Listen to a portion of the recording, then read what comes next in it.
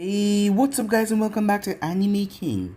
And today I'm going to be giving you part 11 of What If Naruto Became the Greatest Puppeteer.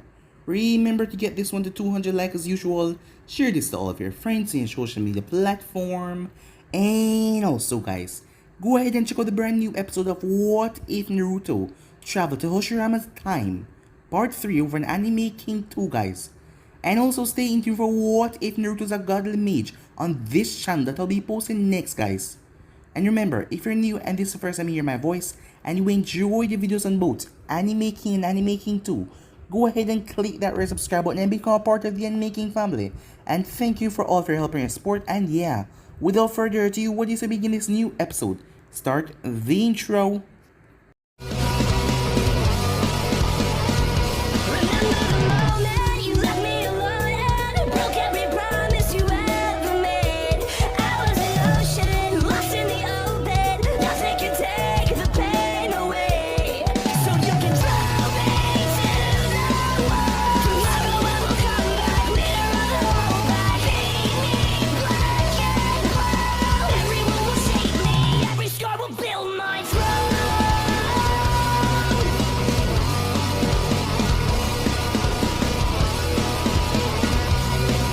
So, the last time we left off, as Naruto and a bunch of other Konoha ninjas, they were Jonins, joined the rebel base as they were helping the rebels face off against Yagura. Because Yagura was clashing against Konoha anyways, so they were helping them. As Sasuke was there as well with Naruto, Sasuke's really changed a lot as he's more open now. He even is making advances towards girls as he saw some of them eyeing him from across the campfire as he made his way over there. Hinata came sitting down beside Naruto as it was a bit awkward since the last time when she kissed him before he left, as she wanted to know how he feels. As she was really nervous, she decided to walk away, but Naruto held onto her hand as he kissed her. But his face did not change. That made Hinata rather upset because his face did not change at all. He was having that same calculating gaze, like it didn't mean much to him. As she couldn't take it as she ran off. As Naruto did not know what was wrong with him, but he just didn't feel, well, much. As he came back home, his mind feeling guilty with thoughts, he lashed out at Anbi, as it was the first time that he ever showed at her like that. But he apologized after a while. As, to make up to her, he decided to move on to the next step of her training, for her to make a puppet on her own. As with that, Naruto headed out. Naruto was attacked. He was attacked by Sasori. Sasori, who feel like he could deal with Naruto by himself, didn't want Deidara assistance. So he came there and wondered how did Naruto overcome his poison. As it was all a trap as Naruto exploded the area. This was a fake camp. As Naruto was the one sending out false information to his network for Sasori to come here. As the both of them start a battle. As Sasori releases 100 puppets, Naruto released 36 puppets from all chakra points in his body. A new puppet called Hane that could fly with razor sharp wings.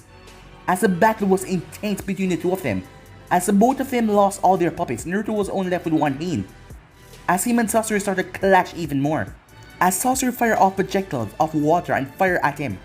As Naruto dodged and evaded all of them as they made their way around the battlefield. As Naruto managed to destroy Sasori with another Hane that came from the ground. But Sasori emerged with another puppet, his heart flying over to one, as he attached chakra strikes to Naruto's body. But Naruto was prepared for that as he got loose, as he ripped the puppet apart with Hane. As he quickly grabbed Sasori's heart so he couldn't attach to anyone else. Naruto pulled out a syringe and injected it with a poison, as he left Sasori out in the barren field to see if he can survive that. Well, he didn't, as Sasori died. Well, not before giving him information when he was pinned down about the rest of the Akatsuki members and who they were. Pain was upset why Deidara was not with Sasori. We then had another small time skip from there, as Naruto decided to, well, let Hanbi go out. She was having fun as the both of them went to a festival. They were not in Konoha, but she still had on her disguise, as everything was going well, and she was beginning to enjoy her time there, as the both of them played games, as it was time to go back as they were heading back in the Fire Nation. But suddenly, Hane burst out of the ground and grabbed Hanbi and sped off. As Naruto turned around, Itachi and Kisame was there. After a while, Itachi noticed something. This was just a fake. The real Naruto substituted himself with his puppet as it would Dami. The real Naruto headed off the moment Pain came from the ground. Itachi was off put by that because he never knew that puppets like these ones could have chakra system inside of them. As Dami then exploded. But Itachi and Kisame were fine. Kisame was just pissed off. So yeah guys, that was basically that's what I thought. You guys can switch across to the place and check it out for yourself. So to begin this new episode. Chijinja K never really thought he belonged in Kumo. As a sixth son in a large family, it was practically expected that he became a shinobi. His brothers were allowed to take up normal jobs, running the family shop, going off to learn trades. One even became a semi-successful writer.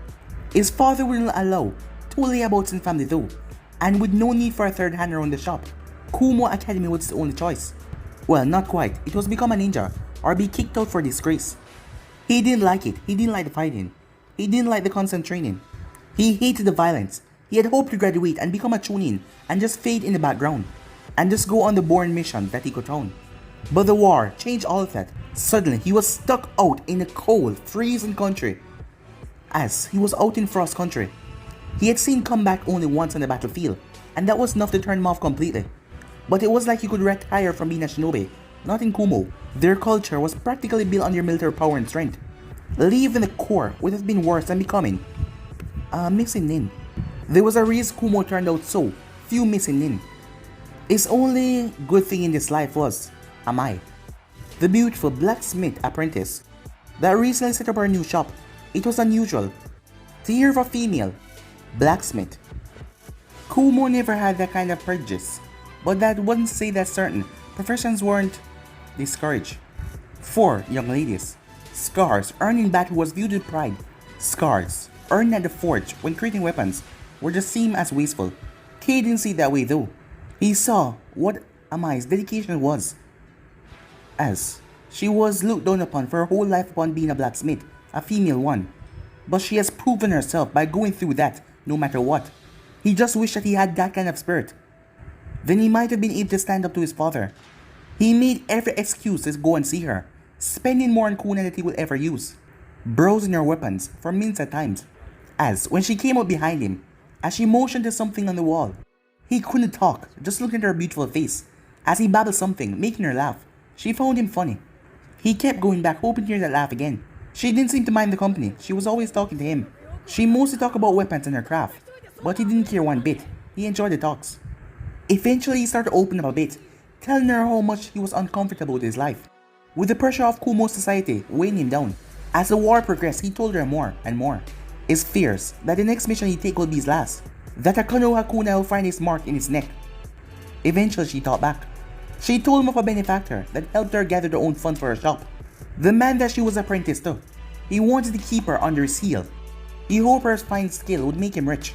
But an anonymous spotter came to her and offered her money to build her own shop. The price she paid was a single favor. To hear what she did, the favor, it was treasonous. Every fiber of his being was telling him to report this. But every time he looked at her, and the way she spoke about just wanting to be happy, he couldn't report it. Still, he was torn. He knew where she was coming from, as she offered him a better life in Konoha. Her benefactor had the connections there to make it happen. All he had to do was smuggle someone out of the village and deliver them to Konoha hands. A prisoner of war, apparently. He heard the propaganda that Kumo kidnapped a high-profile target from Leaf, but he never bought into it. Now though, as he sat in his bed, as his hands were going through and moving around, his mind was currently preoccupied by the details of what he had to do. He wasn't so certain that Kumo didn't kidnap the person from Konoha. Could he give up everything he had known, just for the life in a new village? Amaya appeared in his mind once again, as he saw her beautiful smile. Time skip. Naruto smiled as he read over the script of his chief agent in Kumo. It had been beyond difficult to infiltrate the military village at any degree. It might have been impossible if it wasn't for the war, launching people up in different fields, beyond their ranks. K. He accepted Naruto's offer though, and Naruto had to say about moving Amayo too. It would be bad if the security breach was traced back to her. Besides, Konoha could always use more talented blacksmiths, and she would be more appreciated here. He would see about introducing her to Tenten once he arranged for it. He figured the blacksmith and the weapon-obsessed girl would be a good fit, and it would be something of a familiarity for K too. He made sure to take good care of his assets, not when they were just useful to him. But still, this was the most reckless plan he has ever taken. So many loose variables, so many things that could go wrong. Hell, he'd have to sneak Hanabi into Kumo before Kei could sneak her out, as he couldn't leave any details that would point any Yamanaka near them. Running operatives against your own village would be easier if your village didn't have goddamn mind readers. Something might go wrong with the extraction. Kei might falter and betray him. Someone might slip in their story. Hanabi might slip in her story. But then, in his mind, there was a voice telling him that he was being foolish. That this was just a ploy, and Hanabi would reveal all of his secrets the moment she's free, and make everything crash down in his head for all that he did. He leaned back in his seat as he counted backwards from 10, as he took a breath. He had to have faith in his own planning. There was contingency, just in case things would work. He had spent weeks going over Hanabi's story with her, and ingraining it into her head like it was fact. She was a good student. She was a student. It would be fine. But the knot in his stomach refused to loosen. Time skip. The Hokage turned the pipe over in his hand, as the room was silent. It wasn't tense at all, but with Hayashi, perfect posture to his right, it felt a little bit on edge. I believe I have an understanding of the situation now, Sir Toby said. This is a good day for the village, but I would like to be assured that I'm not missing anything. As I currently understand it, Naruto, hey, let's call him a friend, in Kumo, contacted you about young Hanabi imprisonment in their village. You in turn managed to organize her escape on the grounds that the ninja that smuggled her out would be accepted into Konoha. As he glanced at the file in his desk, a picture of Kei on it, which I will be more than happy to allow if all of this is correct. There's no need to dance on the topic, Hokage-sama. I have agents in other hidden villages. I'm not hiding that from you. Letting others know was less than acceptable, but if he told the story, he would let it slide. And it would be hypocritical of me to let you have an information network, said Sir Toby as he glanced towards Jiraiya, who was in the meeting as well. I know personally how useful they can be. My only concern is that you didn't inform anyone of your plans. This is an extremely delicate matter that if handled improperly, could have dire consequences on an international stage. Did I do anything improperly? Naruto said, keeping his tone light, trying not to sound provocative.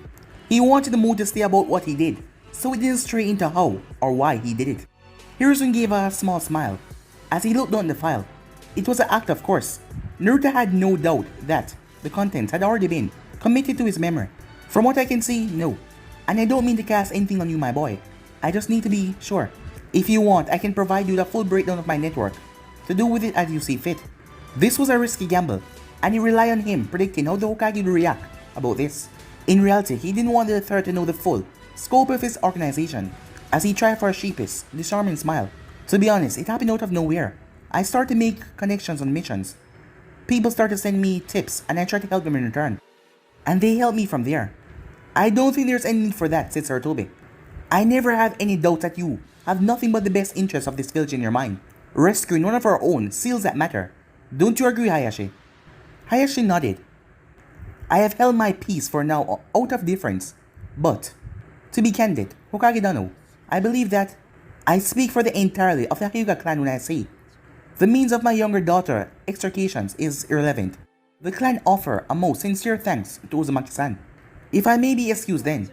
Of course, I'm sorry for keeping you from your daughter for so long. The man nodded as he retreated, as you could see that he was in a rush. As Sir Toby turned a smile towards Naruto, I suspect he will have more to say to you in private.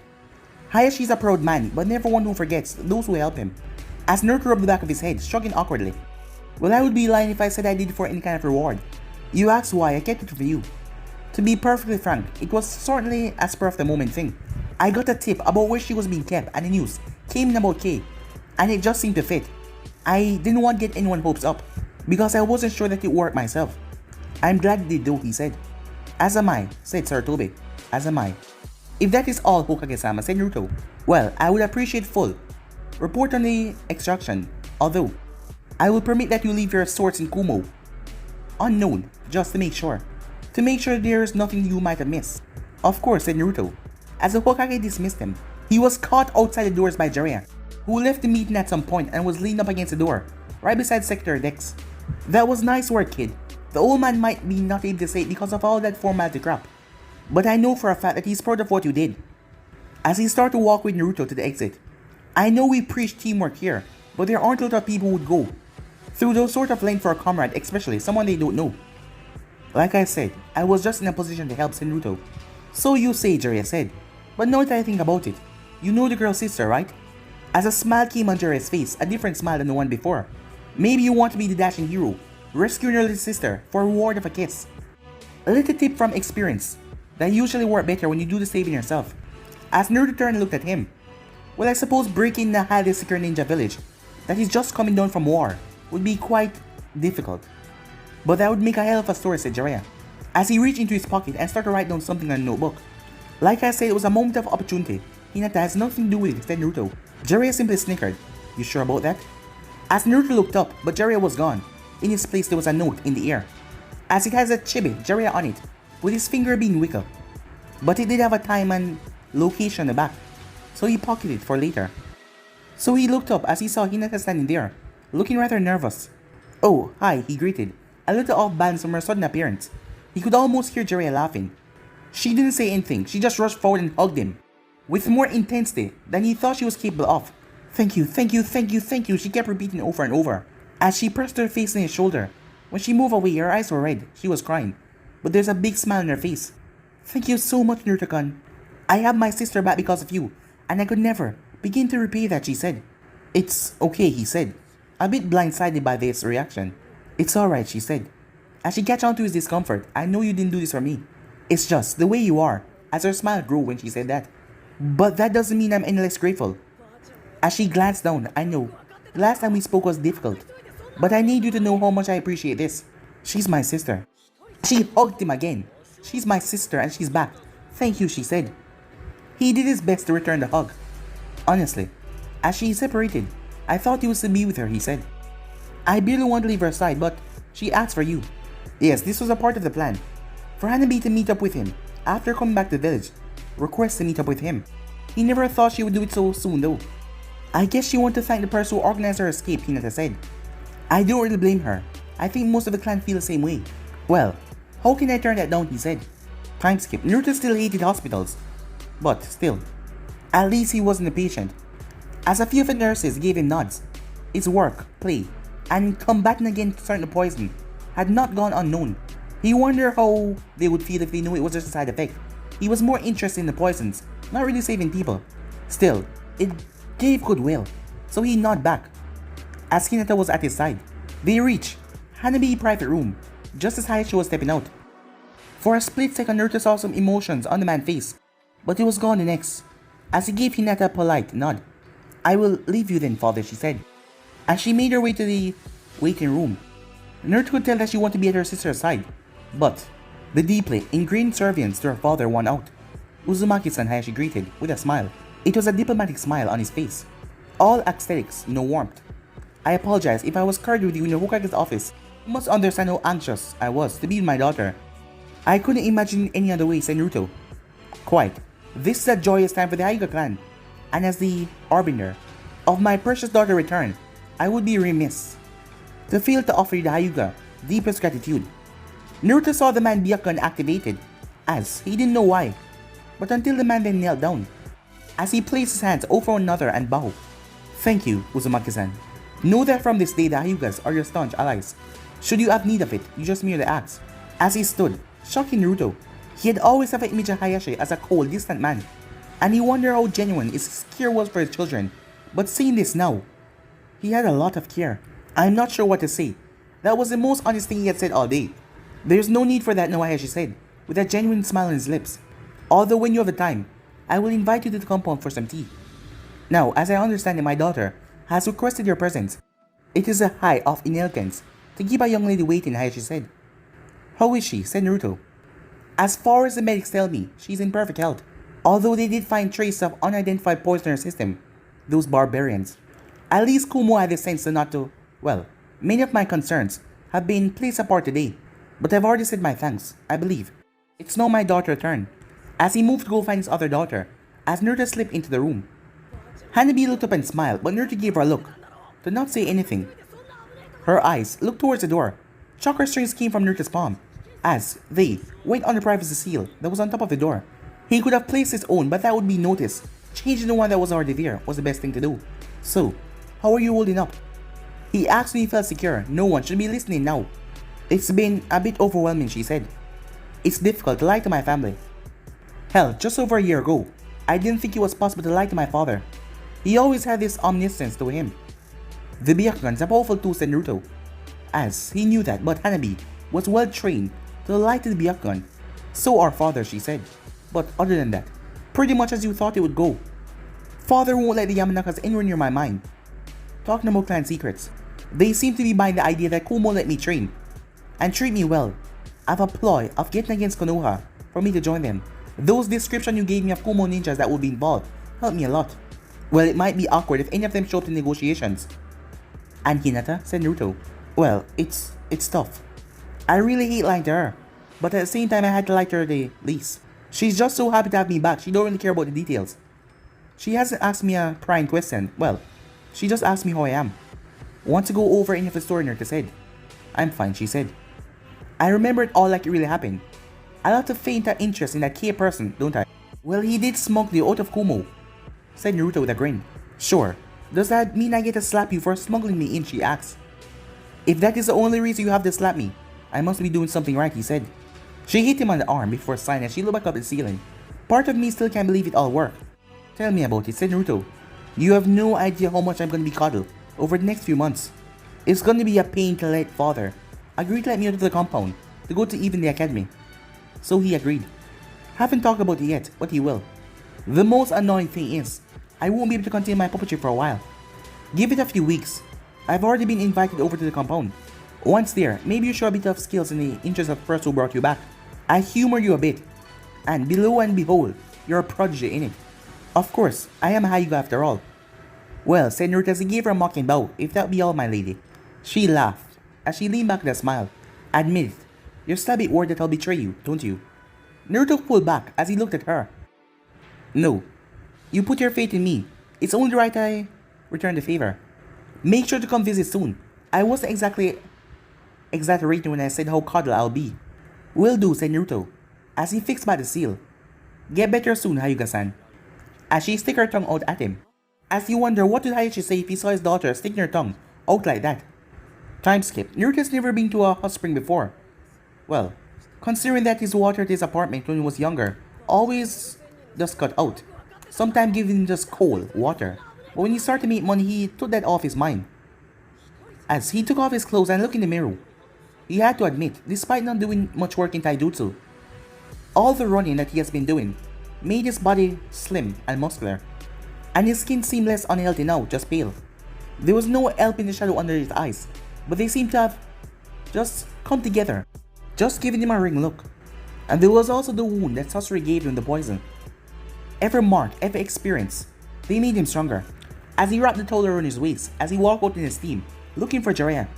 The man wasn't hard to spot. He was pressed up against a board that was dividing woman and man hot spring, as he was giggling. You know, a better man would call out, warning the other people on the next side. And you would never do that to little old me, would you? Said Jiraiya. Naruto shook his head. What do you want, Jiraiya? Alright, if you're that insistent, spoil my fun.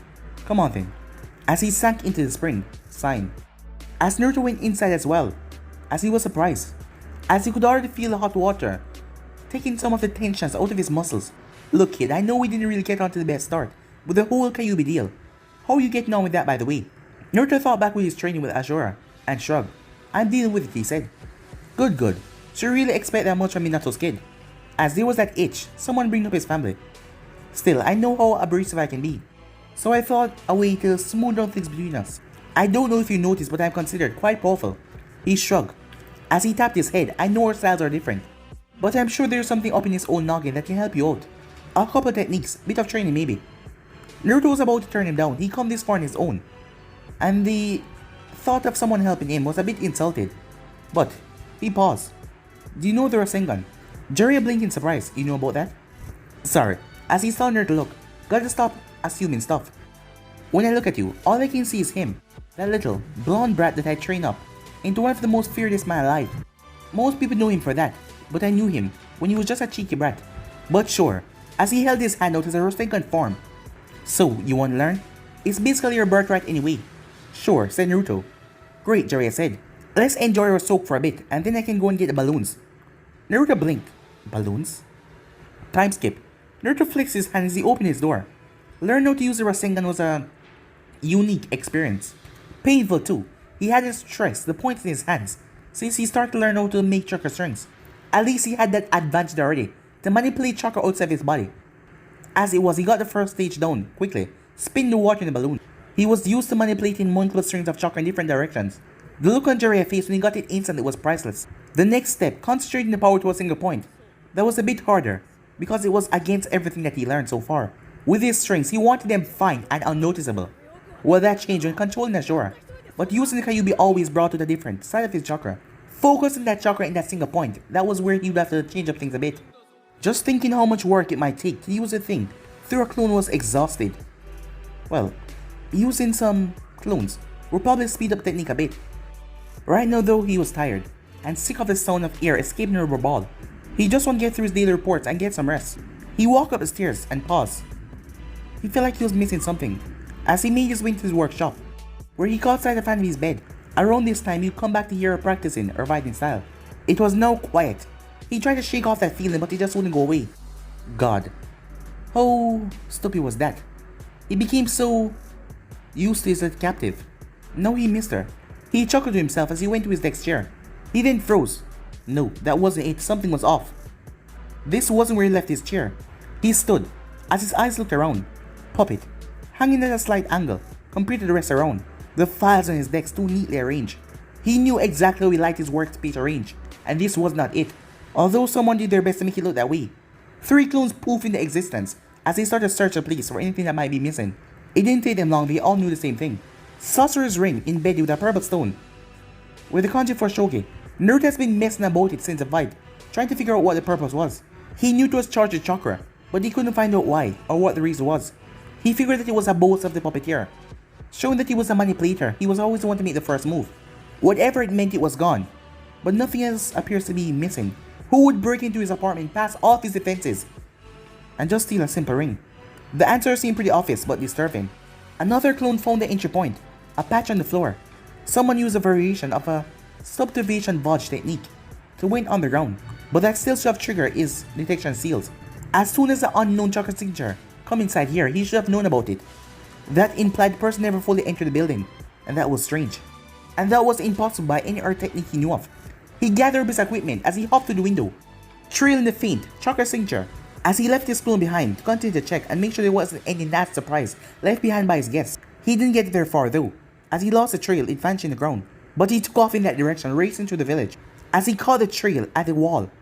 As he hopped the wall and rushed off in a sprint, no one stole from Naruto's Maki. As he was so focused on that, he then realized he was 3 miles outside of the village. So far he has gone from the village. As he came to a stop and glanced around. Shit, I walked right into that one, didn't I?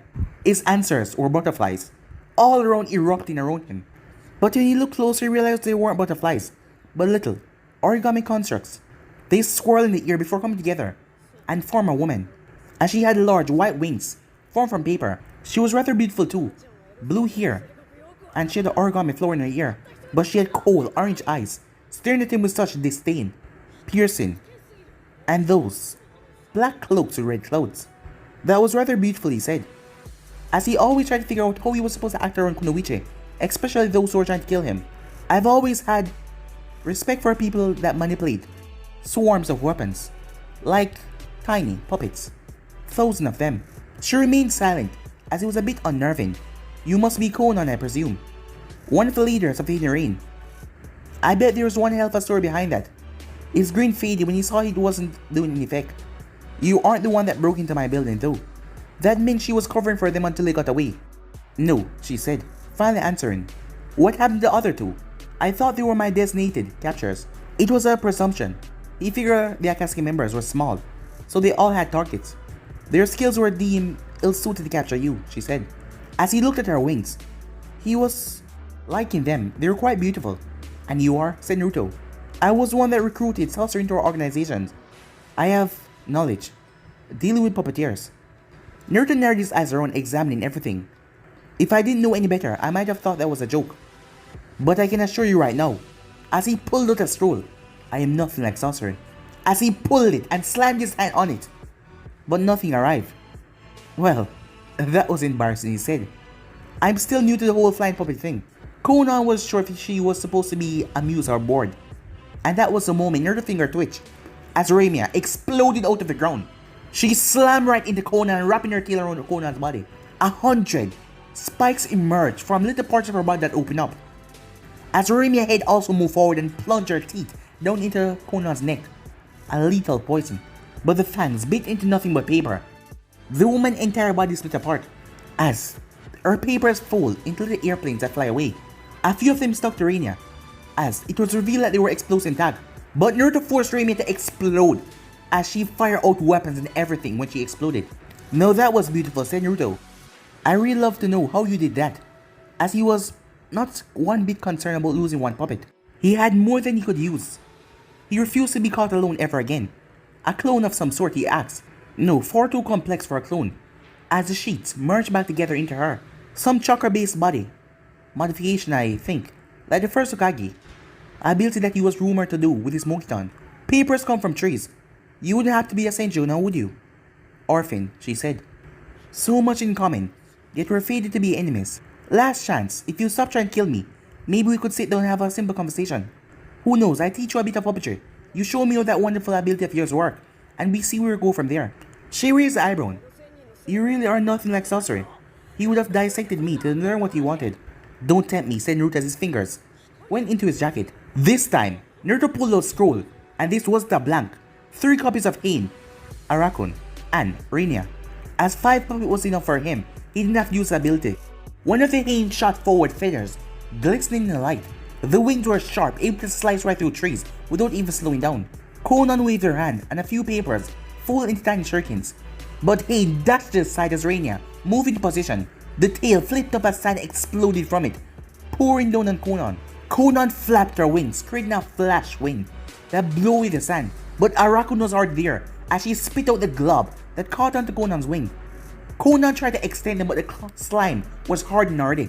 But it seemed like she didn't rely on them for her flight. Even locked in front of her, she was still hovering in the sky. Instead of trying to break them anymore, the wings detached from her back, as the ones that were not sticky fold into shurikens as they flashed towards him.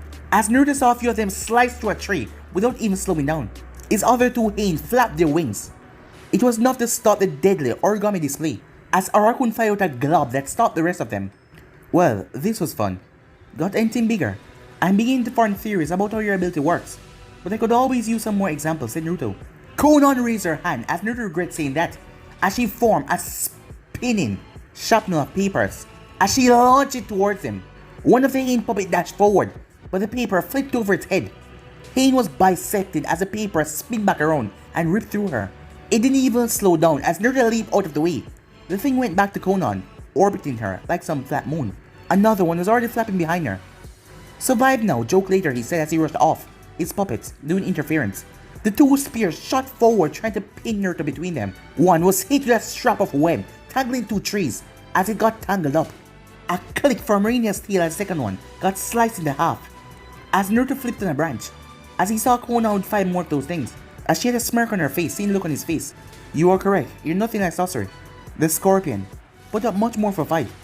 Naruto jumped right towards Konan as her weapons shot out towards him. But one of the Hain copies jumped forward. Her weapons from her wings exploded out, ripping right into the spears as Naruto flipped off her head, going towards Konan. As he smashed right into her, sticking to her body with chakra. I said I wasn't like sorcery. I never said I didn't learn from him. One of his arms came up the sleeve, sliding back as it was something on his arm. Once upon a time it was just a Senmon launcher.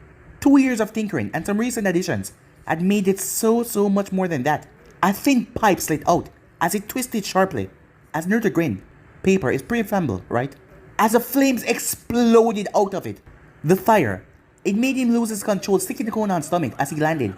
As he stopped it, he had a small burn on his palm. It was not really burned badly, it was just red. As you would have to tinker with it a bit more.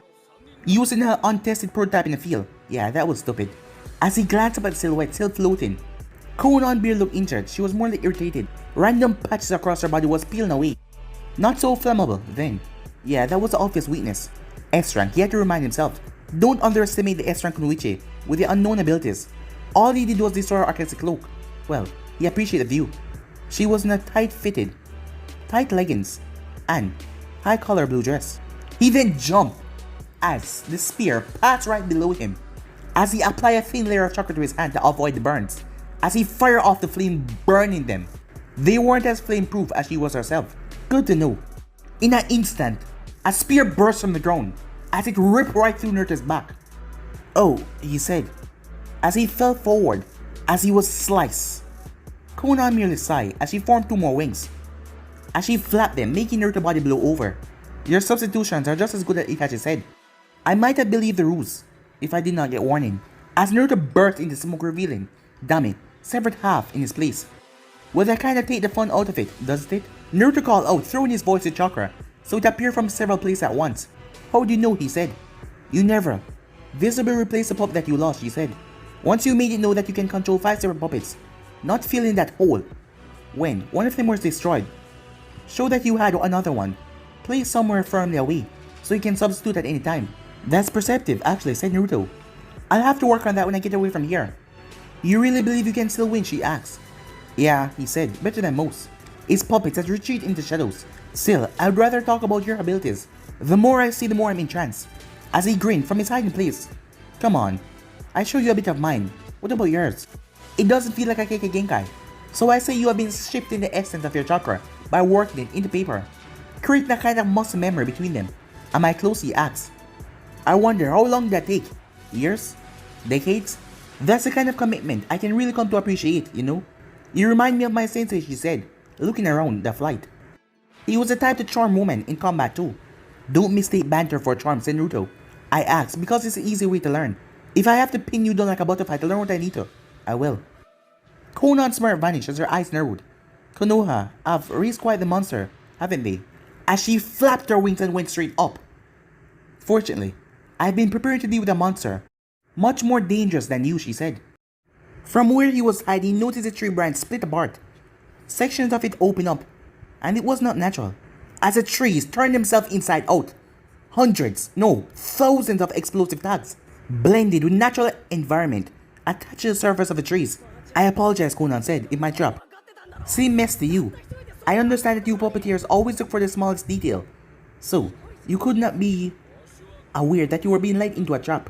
As she placed her hands together, flying ever higher, Naruto quickly pulled a small scroll, as he could really hope that the attachments, the modification that he provided, would be enough. Boom! A massive explosion went off. It lasted for a good few seconds, as Konan watched her destruction. No ninja except for the 4th Hokage, or perhaps the Raikage, could escape in time. That trap was the work of 800 explosive tags. It was the most that she could use. Her maximum was in the million. But that was more than enough to bring down a Jinchuriki.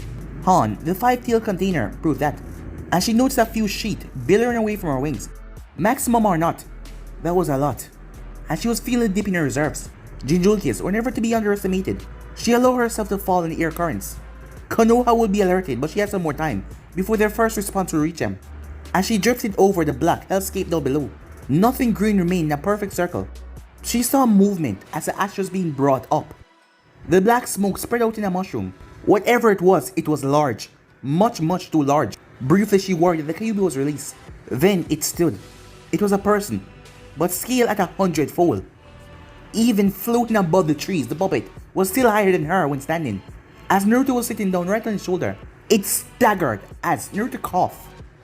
As the thing crushed many broken trees under its feet when it walked one step forward. Naruto's jack was burned, as the entire right sleeve was burned off, showing the mechanism on his arm. Light burns were over his skin, but they were already starting to heal. As he coughed again, coughing up ash. "Shit," he said. "That raised all sort of things about your ability, doesn't it?" That's impossible," Konan said. As Naruto spread his arms wide and got to his feet, for a moment he reminded her of Deidara. "Impossible is just a word, and I'm the living antonym." As he was on Azura's shoulder, even her titanic body wasn't enough to protect him from such a blast. She was mostly undamaged. Her shell dust got black a bit. He coughed again, coming, "What an awful lot. That blast must have rubbed in my head." Konan wasted no more time. Konoha Shinobi to be here soon.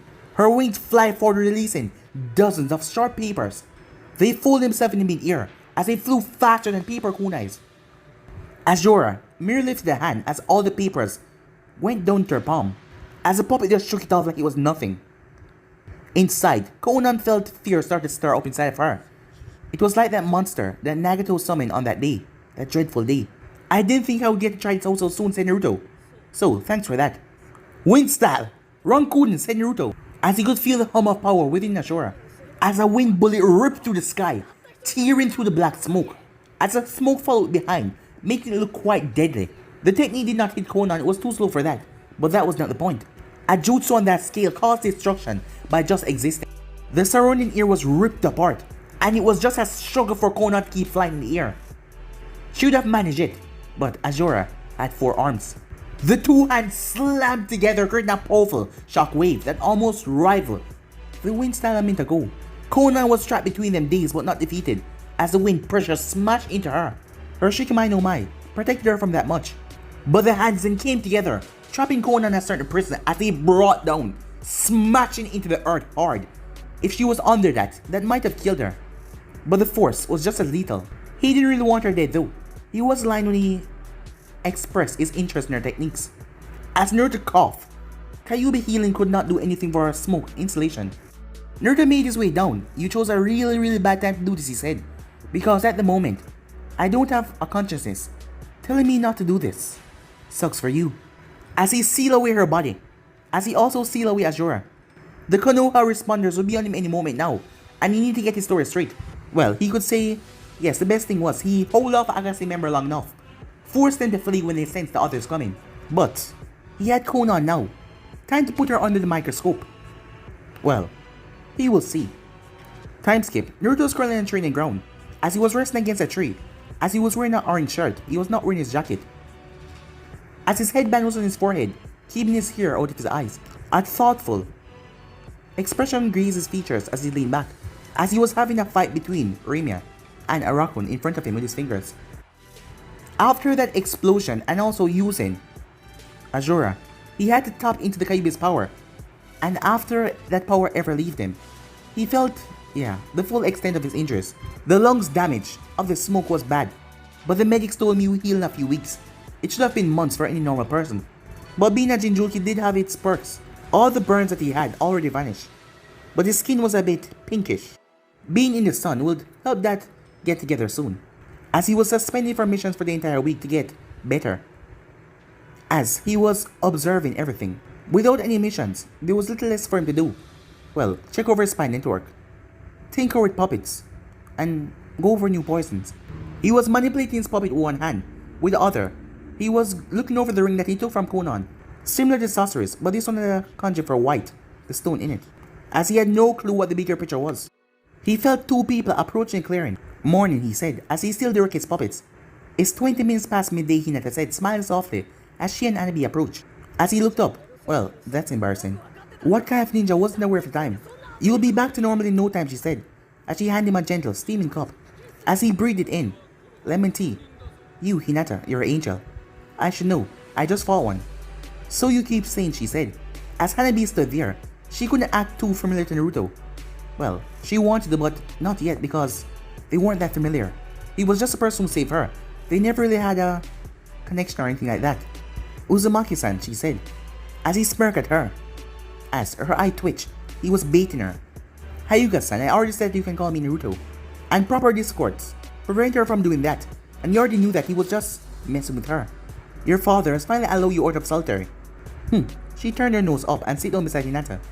Her sister merely sighed the antics. It had been too common when Naruto was invited over for tea. Naruto was impressed because the tea drinking was quite pleasant. He thought it would be, well, boring. But they had a good conversation, and any missteps he might have was quite ignored. After the ceremony itself, there was no moment where Hanabi could show interest in his craft, so they were still working on that, a way that she can show that she enjoyed the puppets. For Naruto does show her a few fun tips, but she would take to it like a prodigy. It was a pleasant night. Well, there was a bit of a moment with Naruto and Hinata about their conversation last time. It didn't vanish from each of their mind, but they were still a bit touchiness to that. But Hinata seemed to want to just forget about it and focus on her from that moment. Even Dad cannot keep Hanabi locked away like a doll forever, Hinata said. Although I think everyone in the clan agree that being chaperone is the best for now. Not everyone in the clan, said Hanabi, as she turned and watched the puppets fight. Even when the movement slowed down, everything was flawless and effortless that he was doing. With just one hand. That's actually part of the reason we came to talk to you today, said Hinata. There's been a change in the clan, she said. If this is an offer of adoption, I'm flattered, Naruto said, but Hinata slapped his arm lightly, but chuckled on the same. Father has been in talks with the elders. For years he has disliked how the family has been divided. Naruto was surprised that Hinata was telling the Hyuga dirty laundry in front of him. The only reason she would feel comfortable to do that, if it no longer mattered. These instants, she said as she glanced at her sister, have finally given him enough evidence to decline the current system. It is obvious that the birdcage seal is no longer enough. If even the clan here is vulnerable enough to be kidnapped, or worse, then things need to change. Father will be announcing his change next week, and be the first state a new seal. It is not perfect, the old seal still cannot be removed, but no branch member will have to bear that pain from this day forward. We will be united under one banner again. She passed him a small sealing tag inscribed with a complex matrix. It looked very similar to the original birdcage seal, but the symbol at the center was different though. It offered the same protection to the Byakugan against removal or tampering, but it lacked the torturing elements. You too as well, he asked. Proudly, she said with a smile. It's not everything I could have wanted, but it's a firm step in the right direction. Naruto smiled as he handed it back. He couldn't do anything with the current form if he wanted to. I'm happy for you, really. If you don't mind me asking though, why tell me now? Especially if your father is gonna be revealing it. Anyway, she patted him on the shoulder. Because you're my friend, and someone I care deeply about. He wasn't so sure what to say about that, as Hinata glanced back to the battle, that it came to a halt because of Naruto's shock. I haven't seen her before, Hinata said, looking towards Pain. Relatively new, said Naruto, gladly for the switch in topics. Pain, spelled with a kanji for wing. As she laughed, I didn't think I ever tell you this, but you're quite bad with names. As her smile grew at his expression, as Hanabi burst out laughing behind her. But you have gotten more better at faces. I'm almost envious. As she took the cup back. Try not to go crazy from boredom. You're welcome at the compound in time. As she made to leave, but Hanabi did not follow. Could you show me a bit more, she asked. Hanabi, you should not impose on Naruto-san while he's recovering. You know better than that. Naruto raised his hand, stopping Hinata. It's alright. I don't mind giving a little demonstration. It's not like I have else to do. It actually feels nice to have someone show some interest. Hinata looked at the puppet as he gave Hanabi a wink, as she winked back. She looked at his hand though, his other hand. What's with the ring? He blinked. He hadn't realized that he was flicking Konan ring across his hand. Hinata turned back, curiously. Damn it, he wanted the curse. His official story was that the Akatsuki member flee. Leaving her tattered cloak behind was one thing, but the ring that was on her middle finger? Maybe, but he had to explain why he didn't turn it in before now. Nothing, just a little puzzle. I'm trying to figure out. Technically, not a lie though. He wasn't going to tell them that he had Konan back at home in a stroll, siphoning off her chakra, to try and figure out how she was able to manipulate paper like that. Well, he could, but he wasn't going to. Hinata still seemed a bit curious, but she didn't press further. As Hanabi just looked at it, it was similar to Sasuke's ring. She couldn't say anything though, as she shrugged. Time skip. Even though they were separated by miles, and they were just holograms, they could all feel the pressure from this god. Nobody dared speak. Each of them had tasted a fraction of Pain's strength. They knew they couldn't match that power at all. Konan did not return. His voice did not change though, but his tone showed that he was going to obliterate everything in his path. The Kyuubi Jinjuku remains outside our grasp. Even Kisame never made a joke, no one said nothing. This cannot, it will not stand. Only two Bijus elude us. And after we're done with the Kyuubi, Kumo will fall as well. The time for working in the shadows is over. The time for dawn to break has arrived. Sounds fun, Kisame said. The silhouette shuffled in place, but Pain did nothing, so they relaxed. Plenty of good bounties in Konoha, said Kakazu. Plenty more to sacrifice as well, Hidan said. Gotta say, I never blew up an entire village before. People will remember this for generations to come. Don't destroy everyone. Some of us have to eat, you know. Should be a wonderful buffet. The only one that didn't speak narrowed their eyes, unnoticed by the leader. Konoha will come to know the Akatsuki. Konoha will know pain. Time skip. As Naruto was looking at his board, still studying the Akatsuki movements. They have grown strangely lately. A few of them had abandoned missions partway through. They were always about complete missions, and they never done something like this before. He's been staring at this for about 20 minutes now, and was not close to figuring it out. He wished Hanabi was here. She would have some slightly remark that would jerk his mind back on the right track. She would be at the academy right now, probably bored out of her mind, and it amused him. He was certain that Hayashi struggled with the decision of letting her go to the academy, then keeping her close. But Hayashi knew better than that. The Uchihas has shown, isolation from the village should not end well. He sighed and put her out of his mind. returning back to his musing. As his eyes flickered to the right where Suster's body were, like an action figure on the wall. What do you think? Alright, you'll be trying to kill me right now. How could I forget, he said, as he tilted his head a bit more. What about you? Conan simply continued to do what she was doing since he unsealed her from that scroll. Just look forward with bored eyes.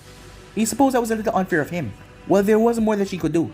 The lengths that he went through to secure her in place was a bit overboard.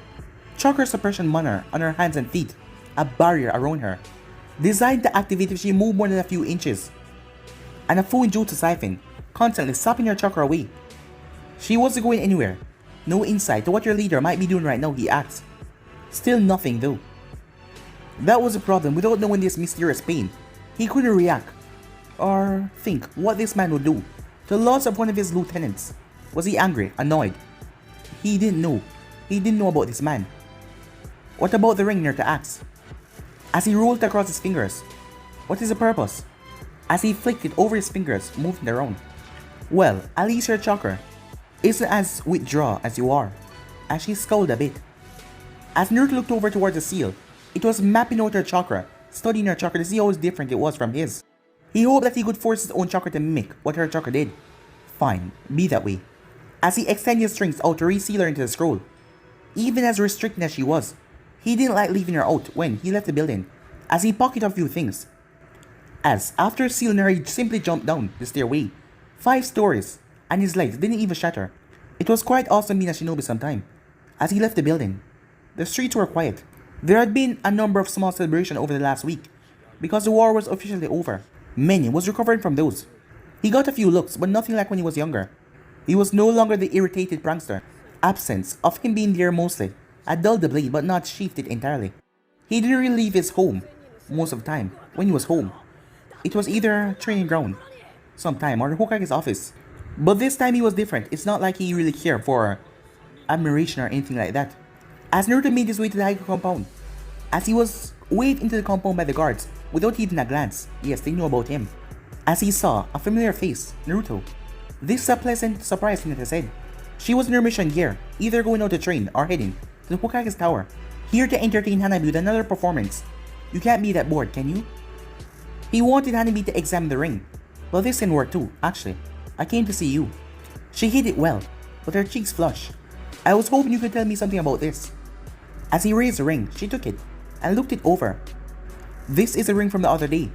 I thought you said it was a puzzle. Clearly one too complex for me, he said. She smiled, thinking back to the first time when he showed an interest in her with the Hokage to challenge. Well, I can't say I recognize the style or the significance of the inscription. She activated her Byakugan and she focused on the ring. It is charged with chakra, most I don't recognize, and a bit of yours. Naruto blinked at that. He's been avoiding charging any chakra into the ring, afraid that it might be a way Akatsuki may be tracking the members. Look at the stone, absorb chakra from people that hold it, but just a little. I've seen something like it before. As her eyes turned back normal. Is it part of a set, she asked. Yeah, how did you know Naruto asked? She smiled softly as a wedding gift. My father bought my mother a pair of stones. If you channel chakra into one, the other would warm, no matter how far apart they were. And this ring is similar. She activated back her Byakugan. Their other chakra signatures faint, going off in different directions. You can see where the others are, said Naruto. If she could locate where the Akatsuki members are. He wasn't sure what he could do with that information, but he could come up with something. Not quite. The connection get too weak. At that kind of distance, but I could tell you the direction. As she frowned and turned her head towards the village. As Naruto's mind was racing to find out the location. As he was thinking if he could get a map to find out the proper direction of where they... He was stopped as Hinata waved a hand in front of his face. Sorry about that, he said. What was that? I said, one of the rings is in the village. Naruto froze. Wait. What? But guys, will be in this episode right here. If what's the next part, if you still know what to do, like, subscribe, comment down below, and turn on the bell notifications to stay posted. Remember to share to all of your friends on your social media platform. And also go ahead and check out the brand new episode of What If Naruto Traveled to Hashirama's Time, and enjoy that, guys, over on Anime Making 2. And stay in tune for What If Naruto's a Godly Mage. I'm going to be posting that next on this channel, so stay tuned for that, and I hope you guys do enjoy. And remember, if you're new, to go ahead and click that red subscribe button and become a part of the Anime Making family. And thank you for all of your help and support. Remember to comment down below and tell me if you're new. I'll be replying talking back to all of you. So yeah, without further ado, I'm out for now. See you guys soon. Peace.